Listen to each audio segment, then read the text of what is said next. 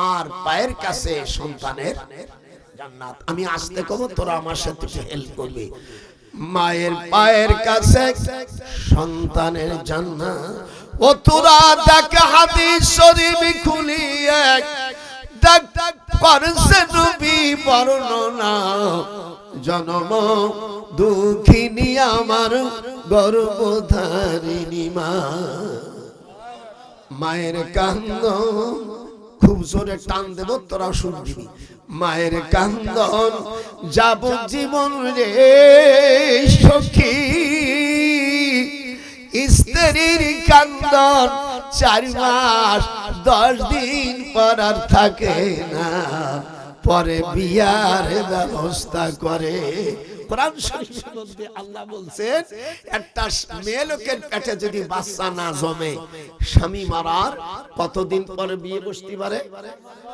এটি শিখে আজকে সব মশলা শিখে 4 মাস 10 দিন। 4 মাস 10 দিন, এই এটা সব 4 মাস 10 দিন। কিন্তু মা সারা জীবন তার কলেজায় দাগ পড়ে যায়। কথা ঠিক নেবে? ঠিক।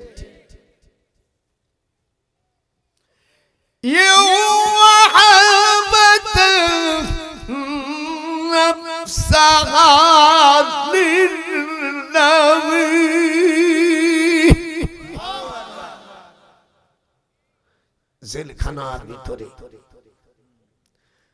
সব খাবার বন্ধ।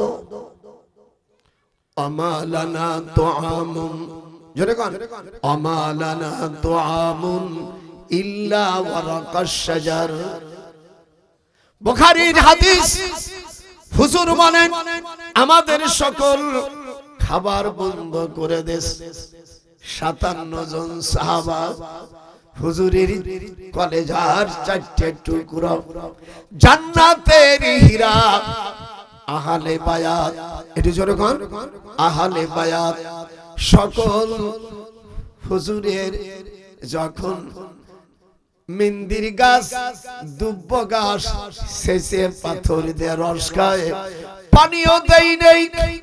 ওই গাছের পাতা দীর্ঘদিন থাকার পরে জহির ইবনে মুহিত হযরতে হালিমাতুস সাদিয়ার ছোট বোনের ছেলে, রাবেয়ার ছেলে, উনি তায়েফের প্রেসিডেন্ট ছিলেন।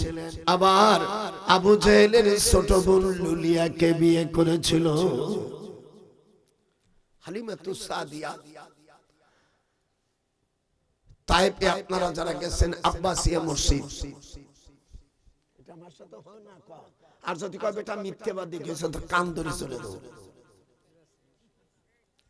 মসজিদটির নাম কি? আব্বাসিয়া। একটু হাত উঠান। এই মসজিদটা হযরত, এই যেখানে মসজিদ হইছে, এখানে আদম আলাইহিস সালামের এক জোড়া সন্তান এখানে প্রসব হয়। আজকে তাফসীর করব। আদম আলাইহিস সালাম ওনার প্রথম 2টা সন্তান, এক এক জোড়া সন্তান হতো, শেষে শুধু একটা হইছে।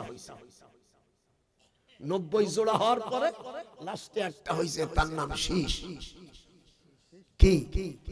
শীষ পয়গম্বর। একটু হাত উঠা। কোরআন বলতে গেলে আমাকে টানতেই হবে এগুলো।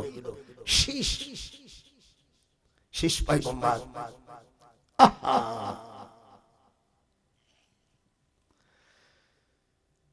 জহির রে,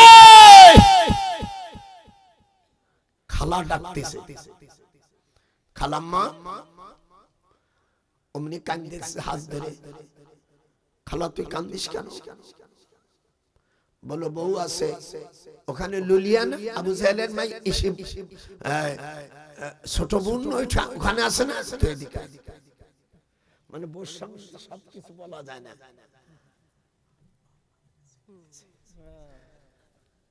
কানে কানে বলতেছে মুহাম্মদ সাল্লাল্লাহু আলাইহি ওয়াসাল্লাম জেলে, তুই জানিস না? বলছে খালা তা তো জানি না। লুলিয়া বলতেছে গোশত রুটি খাইয়া দাও।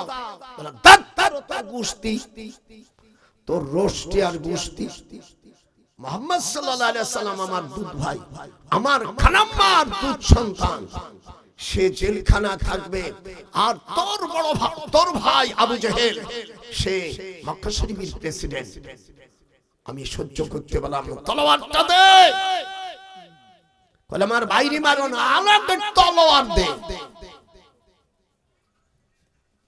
এইদিক তাকা, দুলদুল ঘোড়া কাবা শরীফের জাবালে আবু কুবাইস, হাজী সাহেবরা যারা গেছে, জাবালে আবু কুবাইস কাবা শরীফের পাশের পাহাড়, এর সাইডে নরবী চার হারামির বাড়ি। যায়া ঢুকা বাম পাও দেখ, এক লাথি দিয়া কপাট ভেঙে ফেলেছে দরজা। দেখে উনি বসে বসে নারীদের সঙ্গে, সেদিনকে আজকে দেখলাম বাংলাদেশে একজন এমপি পদপ্রার্থী, ও মাথায় চুবি টাবি আছে, ওই বদমাইশ একটা মহিলার মুখে মার, হারামির মার, ও শয়তান রে মার।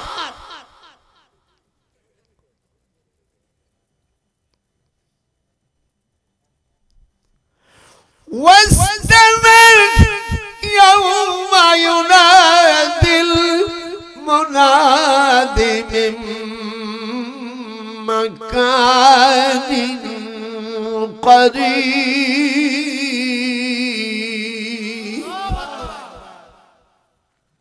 আল্লাহর কালাম টানতেছি কি টানা, এই শেষ হবে, তারপরে চলে যদি যাস কোরআন শরীফ বলছে তোর বিরুদ্ধে আল্লাহর কাছে নালিশ দেব। কি অপরাধ করেছিলাম বুড়ো হইয়া, কোরআনের কথা বলছি, শুনে নাই, শয়তানকে ধর। এইদিকে আমার দিক তাকা, আবু জেহেল ওলি জহির ইবনে মুহিতের ওজন হলো 18 মণ। যাওয়ার পরে আমার দিক তাকা, বুকের উপর 2 লাথি দেছে, বক্সেন যেগুলো দেছে দাঁত একটাও নাই, হাদিসে আছে সব দাঁত ভেঙে ফেলেছে, জুতো দিয়ে পাড়াইয়া। দুলে ভাই রাষ্ট্র লিখে দিচ্ছি, তো তোর রাষ্ট্র আমি মুতি, তোর রাষ্ট্র ভরে মুতি, আয় চাবি রে, জেলখানার দরজা খোল। ওলীদ ইবনে মুগীরা ওই যে চার সন্তান সেনাবাহিনী প্রধান, এই হারামজাদা করছে কি, এই জিদ্দার ঘাটে যত জাহাজ আসবে এই জাহাজের পোর্টটা বিক্রি করে দেছে ইরানের কাছে, পারস্যের বাদশা খসরুর কাছে। জোরে কোন আল্লাহু আকবার। আল্লাহ পাক তখন এই আয়াতে কারিমা নাযিল করে দিলেন। মৌলভী সাহেবরা লেখাপড়া তো শেখো নাই, করে হল পড়ো। আল্লাহ রাব্বুল আলামিন বলেন উতুলু মা উহিয়া ইলাইকা মিনাল কিতাব। হাত উঠান। এক ওলীদ ইবনে মুগীরা, এ বিশ্ব হারামি আরব দেশের রাষ্ট্রের, আমি আজ জাহাজ বন্দর, তুই কেন পারস্যের বাদশার কাছে 4000 কোটি দিনার দিয়ে তুমি বিক্রি করেছো। আল্লাহ রাব্বুল আলামিন তখন আয়াতে কারিমা নাযিল করেন, ওয়া মান ইয়াখরুজু মিন বাইতিহি মুহাজিরান ইলাল্লাহ। হাত আমার সাথে তালে বলেন, ওয়া মান ইয়াখরুজু মিন বাইতিহি মুহাজিরান ইলাল্লাহ। আল্লাহর দ্বীনের জন্য যারা কুরবান হয় আর যারা মৃত্যুবরণ করে, ফাকাদ ওয়াকা আজরুহু আলাল্লাহ ওয়া কানাল্লাহু গফুরার রহিমা। চোখের পানি আসে না, কারে জেলে রাখছে।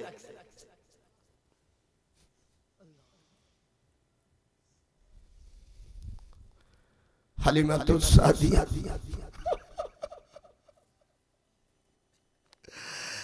যাহির ইবনে মুহিত বলে, তোর মা অসুস্থ ছিল, আমি মুহাম্মদ সাল্লাল্লাহু আলাইহি সাল্লাম কোরের বংশের সম্ভ্রান্ত শিশুকে নিয়ে আমি তায়েফে যাই। একবার তুমি দুধ পান করেছো, আর একবার আমার মুহাম্মদ, সেই মুহাম্মদ জেলে থাকবে। আমি হালিমাতুস সাদিয়া সহ্য করতে হাত উঠলো না, দেখলে পারবো না। হয় যদি আজ জেলে থেকে তুই না বের করিস আমার বোনের সন্তান, আমার ওই দুধের দাম আমাকে ফেরত দিবা।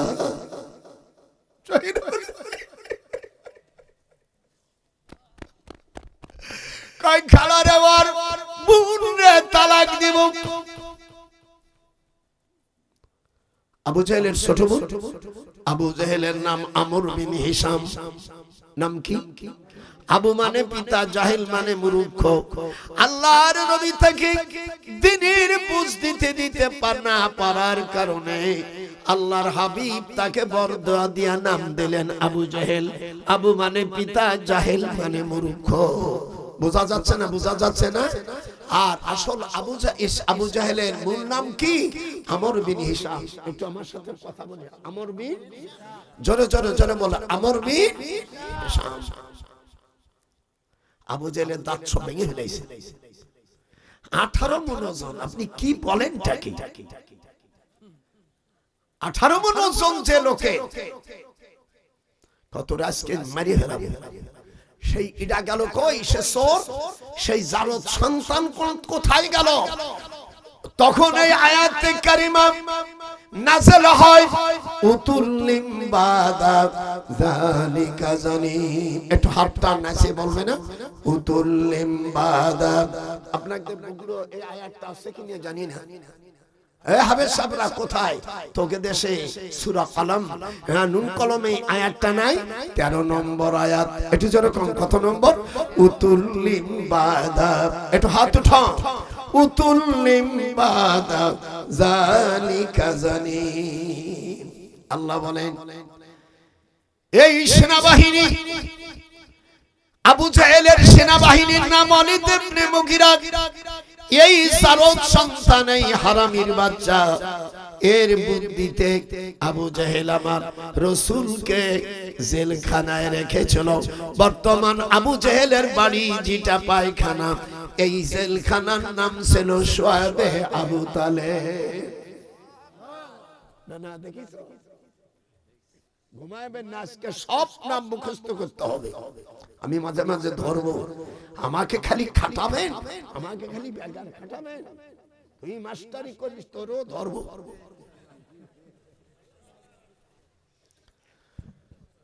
আবু জাহেলের সেনাবাহিনীর নাম কি? ওয়ালিদ ইবনে মুগিরা। আল্লাহ পাক জেলখানার থেকে হুজুর যখন বের হতে যাচ্ছে, দেখে যে পায়খানার ভিতরে সব বিষ্টেগুলো ছাগলের পায়খানার মতন হয়ে গেছে। খাইছে কি? গাছের পাতা, পরাকাশ সাজার। একটু বলেন, দুইখানা হাদিস তো বুখারী। আল্লাহর কাছে তো বলতে পারবেন যে মুহাদ্দিসের কাছে একজন আল্লাহর ওলি, আমি থানভী সাহেবের ছাত্র, আজ আপনারা আমার ছাত্র হয়ে যান। পৃথিবীর সবচেয়ে বড় আলেম ছিলেন আল্লামা আশরাফ আলী থানভী রাহমাতুল্লাহ আলাইহির কাছে আমি এক কিতাব পড়েছি। আর আজকে আপনারা সরাসরি কোরআনের ব্যাখ্যায় ডক্টর নজরুলের কাছে আপনারা ছাত্র হয়ে গেলেন। মনটা খুশি না?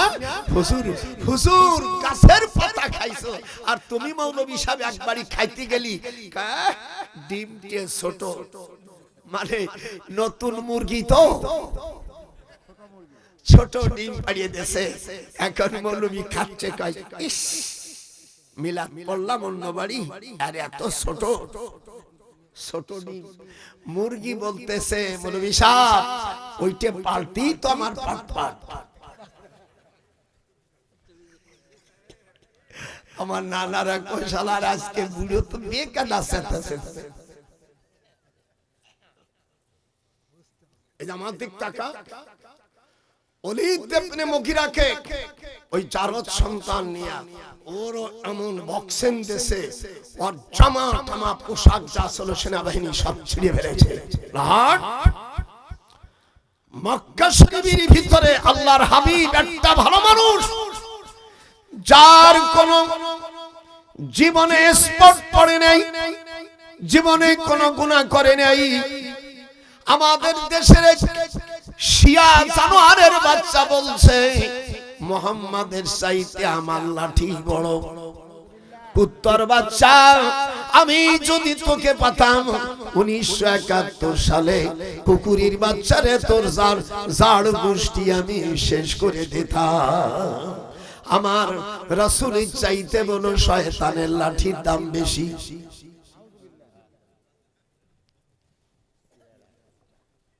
নাম বলবো না, সব আজকে বলে দেব। বলে কইয়া দেব, এই যে কয় আমি কইয়া দেব, আমি কইয়া দেব। আল্লাহ রাব্বুল আলামিন বলেন ঈমান ওইভাবে আনবা, আমিনু কামা আমানান নাস। একটু হাতটা উঠবে না? সূরা বাকারার মধ্যে আল্লাহ রাব্বুল আলামিন বলেন ঈমান তোমরা ওইভাবে আনবা যেমন সাহাবারা ঈমান এনেছে।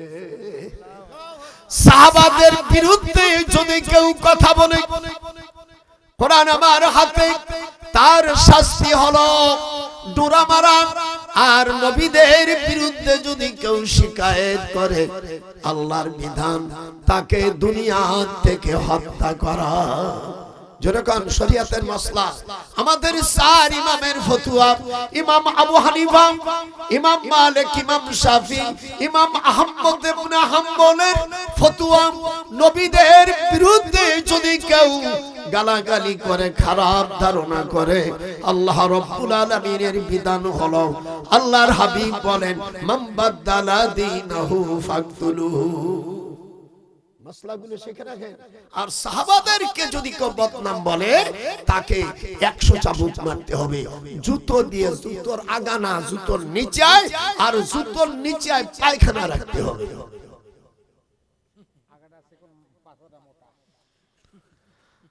সাহাবাদের গালি দিলে তার শাস্তি কি?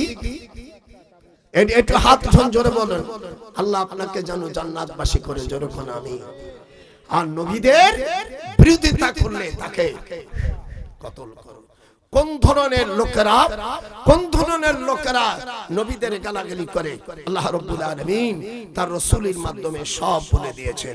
জোরে কোন আল্লাহু আকবার। তো মনে ওয়াজ করতেছি খুশি ঠেলায়, আল্লাহর নবী বলেন খবরদার, খবরদার। না না, এই দিন তো আরে হাদিসটা, এই হাদিসটা, ওয়াওয়াতুল ইলমি ইনদা গায়রি আহলিহি কামুকাল্লাদিল খানাজিরিল জাওহারা ওয়াল লুলু ওয়াজ যাহাবা।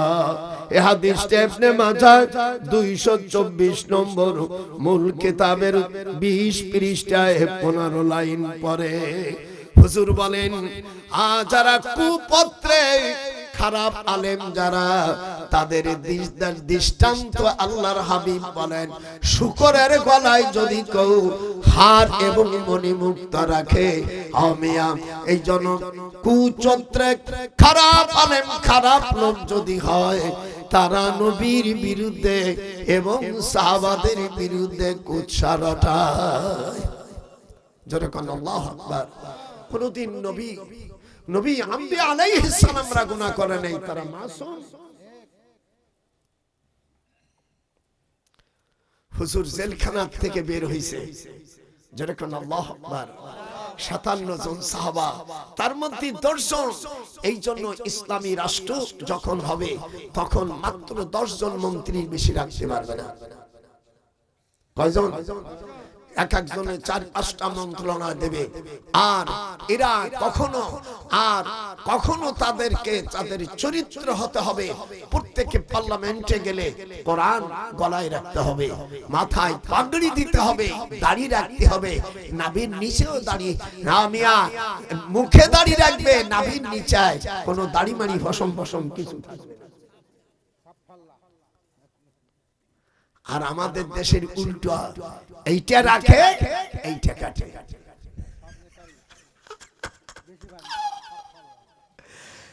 যা যে তোমাকে আল্লাহ গোপাল নজরুল কয় সেই খোদাকে চিনলা না, সোনার যৌবন নষ্ট করিলা হিসাব মিলালি না।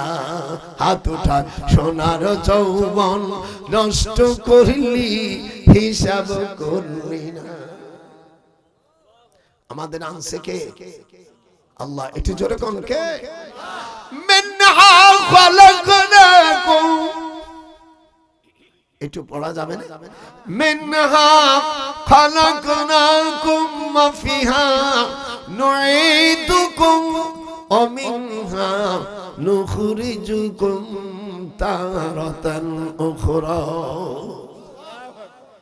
আয়াতে কারিমা নাযিল হওয়ার পরে হুজুর জেলখানা থেকে বের হলেন।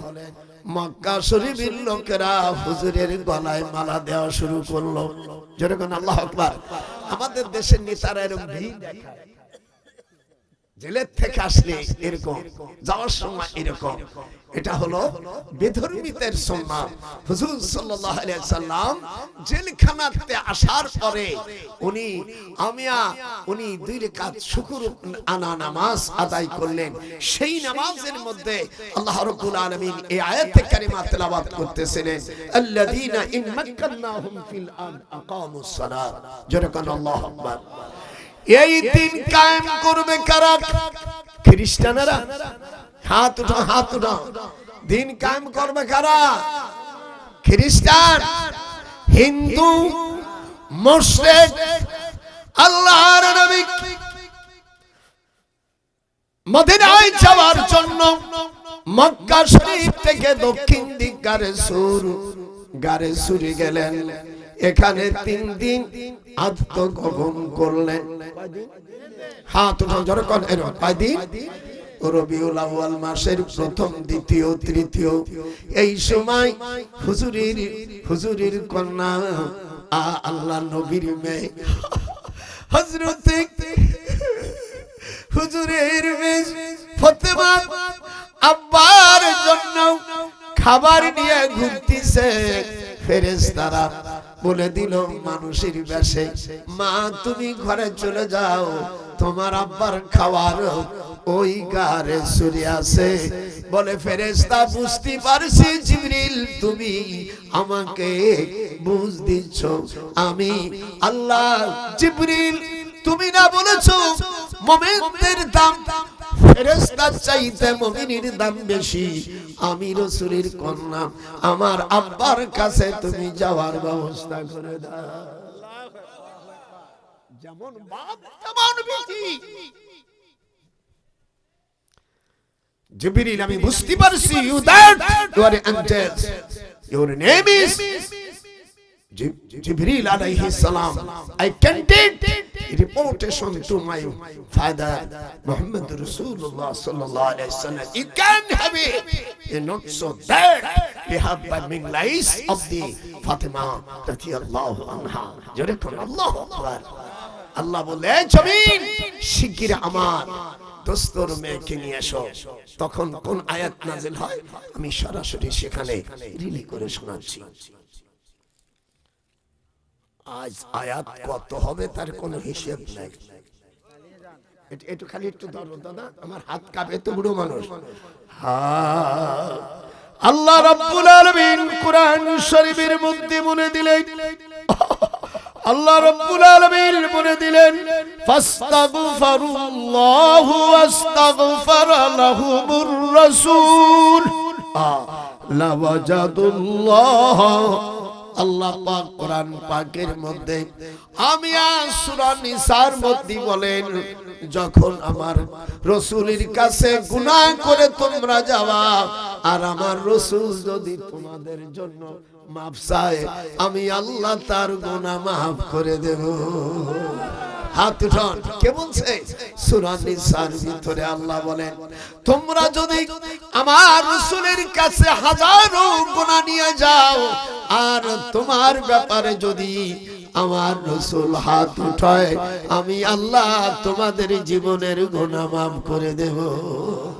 আর শয়তান বলছে রাসূলি চাইতে আমার লাঠির দাম বেশি। 1971 সালে পালিওয়ার একেবারে এই ধারে ওই ধারে বারে দিতাম। এখন নতুন সিস্টেমে হয়েছে। হা হা, আমার রসুলের চাইতে তোমার লাঠির দাম বেশি। দাঁত একটা ভেঙে ফেলা দেব, তারপরে পাড়াবো। তারপরে মুক্তিযোদ্ধা জিডুন আছে, সমস্ত আত্মনিয়োগ করে তোকে দুনিয়া থেকে, বাংলাদেশ থেকে বের করে দেবো শয়তান। হা হা, হুজুর সাল্লাল্লাহু আলাইহি ওয়াসাল্লাম 3 রাত 3 দিন, যখন কয় রাত? 3 রাত 3 দিন গারে সুরে ছিলেন। এবার একটা ফুটো আছে, যারা গেছেন কোরআন হাতে রেখে বলি, গারে সুর 5,500 ফিট উঁচু, আর জাবালে নূর 2,500 ফিট উঁচু।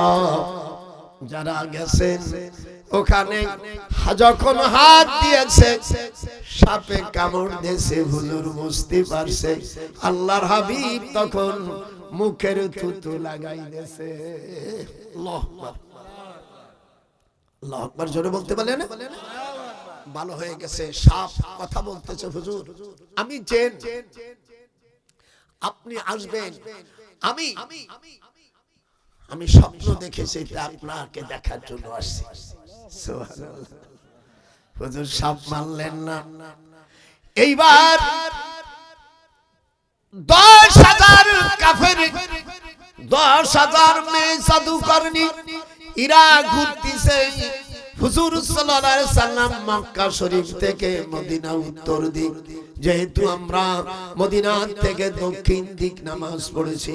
তোরা আমার সাথে একটু কথা বলিস না কেন? আমি একা পাই, আমার সাথে একটু কথাও কই না।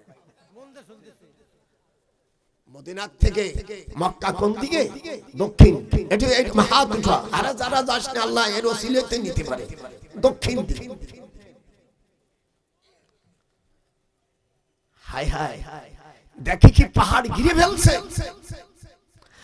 আল্লাহ বলেন রে ভিমরুল পোকা, আপনার দেশে ভিমরুল পোকা আছে না? কামড় দিলে মিষ্টি মিষ্টি লাগে। সভাপতি আমার সাথে হাসে। আল্লাহ বলেন কামড় দে, হোমিওপ্যাথি পাওয়ার বাড়াবার জন্য ঝাঁকি দেয়। আর আল্লাহ রাব্বুল আলামিন বলেন ভিমরুল পোকারে কামড় যখন দিবি আমি তোর পাওয়ার বাড়াই দেব। যারে পাওয়ার বাড়াই দেব জীবন আর কোনোদিন স্বামী স্ত্রী ব্যবহার করতে পারবো না। মেয়েদের নাভির নিচায়, পুরুষের নাভির নিচায়, যেখানে মনে চায় মাত্র একটা কামড় দিবা। কথা কয় না? হাত উঠা, হাত উঠা, হাত উঠা, মাত্র একটা দিবি, জীবনে আর দেওয়া লাগবে না, যাতে জীবনে আর মাত্র 25 দিন করে বাঁচবে। আমি আল্লাহ আমার নিদর্শন দেখাই দেব।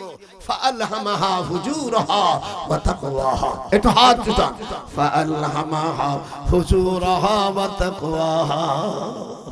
আসে পরাণ ভরে কোরআনের তাফসীর শুন।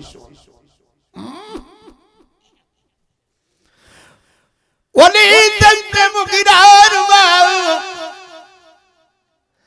মক্কা শরীফের যারা নেতা ভেতা আছে বলছে মুহাম্মদ আমি নাকি জারদ সন্তান।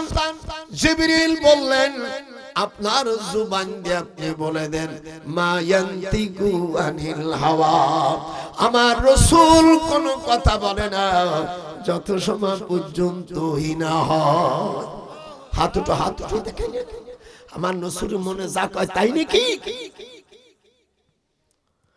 ওয়ালিদ ইবনে মুগীরার মা বলছে আমি কাবার কসম করে বলি আল্লাহর নবীর দাদি ফাতেমা, ডাক নাম সামিরা, এই সামিরা ফাতেমা তার আপন ছোট ভাই বিয়ে করছিল জীবনে সহবাস করতে পারে নাই। ওলীদ ইবনে মুগীরার মা মক্কা শরীফের 19 জন রাখাল ছেলের সাথে ওঠা বসা করে কার পেছনে হইছে, সেই জন্য আল্লাহ জানাই দিলেন গোপন খবর, 19 জন রাখালের পেছনে বাচ্চা হইছে, সেই সন্তানের নাম ওলীদ ইবনে মুগীরা। এই জন্য যার সন্তান আবু জেহেলের সেনাবাহিনী প্রধান আমার রাসূলকে জেলখানায় রাখার নির্দেশ হলো, কোরআন আমার হাতে, যদি আমার মুক্তিযোদ্ধায় আমার এমন ট্রেনিং ছিল, আমি যদি ওই সময় পেতাম ওর দুনিয়ায় গুলি করতে করতে আমি 1000 গুলি করতাম। প্রথম গুলি করতাম এই কান্দে, ওই কান্দে বাহির করে, তারপরে পায়খানার রাস্তায় যে গাছ দিয়ে বাহির করে দিয়া 1000 গুলি করতাম ইনশাআল্লাহ।